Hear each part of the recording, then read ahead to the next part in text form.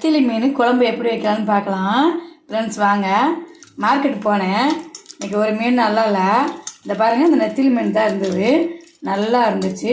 1/2 kilo வாங்கிட்டு வந்திருக்கேன். இதை எப்படி குழம்பு வைக்கலான்னு பார்க்கலாமா? பாருங்கள், கொஞ்சம் சின்ன வெங்காயம் எடுத்திருக்கேன், 2 பச்சை மிளகாய், தக்காளி, கருவேப்பிலை, கொத்தமல்லி எடுத்திருக்கேன். ரொம்ப புளி வேணாம், கொஞ்சோண்டு புளி எடுத்திருக்கேன்.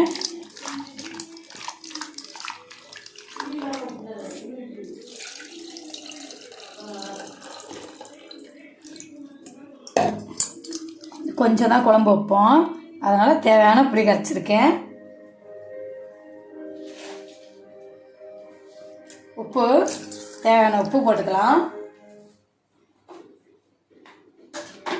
மல்லித்தூள் இங்கே பாருங்கள், 2 ஸ்பூன் தான் போட்டிருக்கேன். ஏன்னா மீன் கம்மியாக தான் நம்ம வாங்கியிருக்கோம், அதனால் கம்மியாக போட்டுக்கலாம். நான் 3 ஸ்பூன் போட்டிருக்கேன். மிளகாத்தூள் காரத்துக்கு தகுந்த மாதிரி போட்டுக்கலாம். சின்ன பிள்ளைங்களாம் சாப்பிடும்ல, அதனால் கொஞ்சம் கம்மியாக போட்டுக்கலாம்.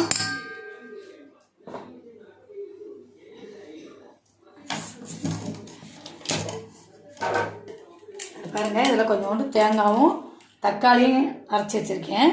இதை போட்டுக்கலாம். அப்போ தான் குழம்பு நல்லா வாசமாகவும் இருக்கும், டேஸ்ட்டாகவும் இருக்கும்.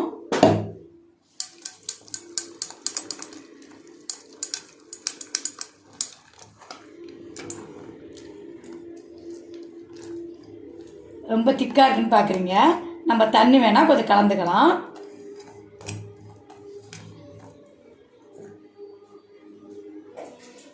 ரொம்ப ஊற்ற வேணாம், போதும். மசாலாலாம் எல்லாம் போட்டோம். இனிமேல் தாளிக்க வேண்டியதான். எப்படி இருக்குது பாருங்கள், எல்லா மசாலையும் ஒன்று சேர்ந்துருச்சு. நல்லாயிருக்கு பாருங்கள் குழம்பு. நல்லா பொரிஞ்சாலும் நல்லா குழம்பு வாசமாக இருக்கும். நல்லா பொரியுது பார்த்தீங்களா? இந்த மாதிரி பொரியணும் நல்லா. இந்த பெரிய வெங்காயம் போட வேணாங்க, இந்த மாதிரி சின்ன வெங்காயம் தான் கட் பண்ணி போடணும். இந்த மாதிரி நீளமாக அரைச்சி வச்சுக்கணும். நைஸாக அறியக்கூடாது. மீன் குழம்புக்கு மட்டும் இந்த மாதிரி தான் அறியணும். இந்த பாருங்கள், நல்லா பொரிஞ்சிருச்சு. இப்போ போட்டுடலாம். ரொம்ப போட வேண்டியதில்லை, 4 வெங்காயம் போட்டால் போதும். நல்லா செவருக்கு பாருங்கள், இந்த மாதிரி நல்லா செவக்கணும். நல்லா பொரிஞ்சலாம்.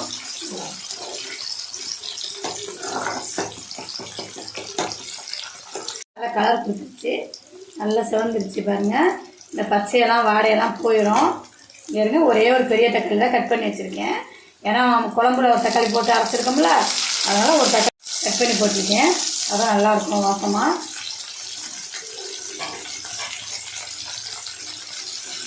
இப்போ வதக்கிடலாம்.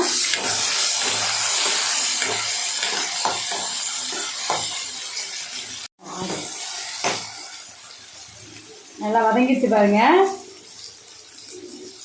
கருவேப்பிலை கொஞ்சம் போட்டுக்கலாம், நல்லா வாசமாக இருக்கும். இது பாருங்கள், பூண்டு ஒரு பல்லு நச்சு போட்டிருக்கேன். அது எதுக்கு இது போடுறேன்னு கேட்டால் நல்லா செரிமானம் கொடுக்கும். குழந்தைகள் எல்லாருக்கும் நல்லா கொடுக்கலாம். குழம்பும் நல்லா ஆடையாக இருக்கும். அதனால தான் ரசம் பூண்டு கொஞ்சம் போட்டிருக்கேன். எண்ணெயிலே போட்டு வதக்கிடலாம்.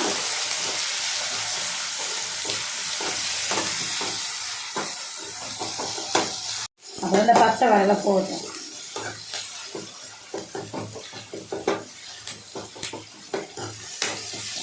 நல்லா வந்துச்சு பார்த்தீங்களா? மசாலா நல்லா வந்துச்சு பார்த்தீங்களா?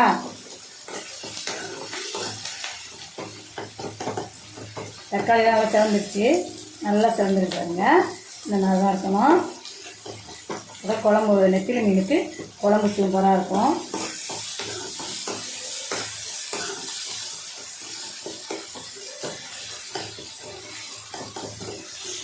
நம்ம ஆயில் வேணால் ஊற்றிக்கலாம். இந்த சர்க்கரை உள்ளவங்களுக்கு, வயசானவங்களுக்கெல்லாம் நம்ம ஆயில் ரொம்ப ஊற்றக்கூடாது, அதனால் கம்மியாகவே ஊற்றிருக்கோம். ஏன்னா கொலஸ்ட்ரால் இருக்கும்பாங்க, அதனால் நம்ம கம்மியாக ஊற்றிக்கலாம்.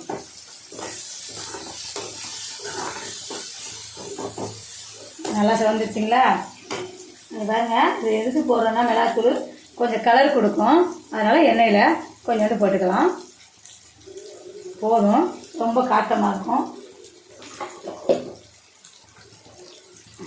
ஏன்னா மஞ்சத்தூளெல்லாம் அதில் போட்டிருக்கோம், அதனால கொஞ்சோண்டு லைட்டாக போட்டுக்கலாம்.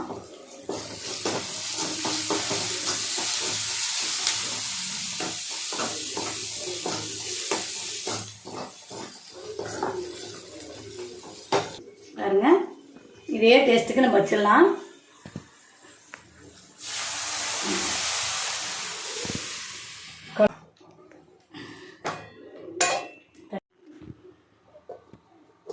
மூடிடலாம்.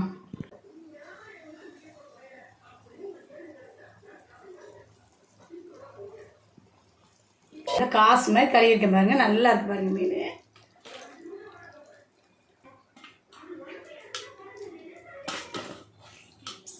மீன் போட்டோம். மீன் ரொம்ப உடஞ்சிரும். இங்கே பாருங்க, ஏன்னா குட்டி மீன் தானே.